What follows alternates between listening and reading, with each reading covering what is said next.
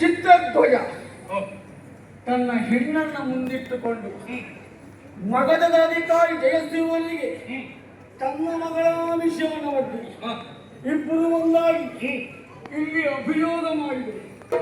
ಹೌದು, ಆ ಹೋರಾಟದ ಕ್ರಮದಲ್ಲಿ ಅವರು ಎಲ್ಲ ಬಗ್ಗು ಮಾಡಿದರು.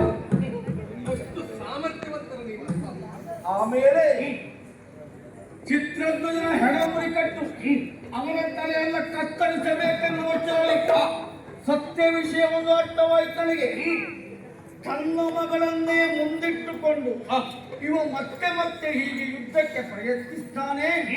ಇನ್ನೊಬ್ಬರಿಗೆ ಮಗಳ ಆಮಿಷವನ್ನು ತೋರಿಸಿ ನನ್ನ ಮೇಲೆ ವೈರಿಗಳನ್ನು ಎತ್ತಿಕೊಳ್ತಾನೆ ಎಂಬ ಕಾರಣಕ್ಕಾಗಿ ಮಂತ್ರಿಯ ಸೂಚನೆಯ ಪ್ರಕಾರವಾಗಿ ಅವನ ಮಗಳಾದಂತ ಚಿತ್ರಾವತಿಯನ್ನ ನಾನು ಮದುವೆಯಾದೆ. ಮಗನೇ, ನಿನಗೆ ಮದುವೆಯಾಗುವಂತ ವಯಸ್ಸು. ನಾನು ಮದುವೆ